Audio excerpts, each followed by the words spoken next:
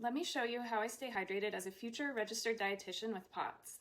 Now, I know there are a ton of electrolyte mixes being advertised out there, and I've personally tried a ton of them and realized I was spending a lot of money and not really feeling any benefit. That's when I realized that research actually shows it often requires 8 to 10 grams of sodium per day. That's about 1.5 to 2 teaspoons of salt to move the lever up for common POTS symptoms.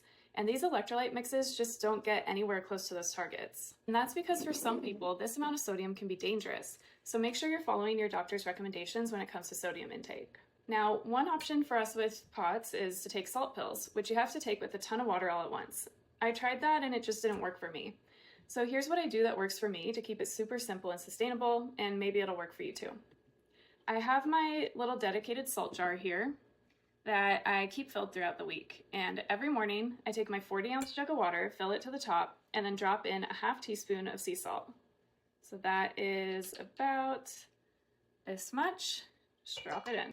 Typically I use Himalayan pink salt because it tastes a little milder and dissolves a bit faster, but sea salt works fine too. So I take this, shake it up until it mixes in really well, and I drink about half of this first thing in the morning, then sip on it throughout the day, and end up filling it up one more time and finishing another 40 ounce before bedtime. On top of that, I'm also a big coffee drinker, so I'm getting more fluids that way, and I add a pinch of salt to my coffee as well.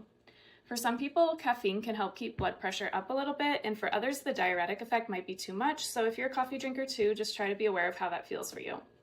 I'm also adding tons of salt to every meal and snack that I have, and I try to eat hydrating foods like berries, cucumbers, bell peppers, melons, all kinds of things.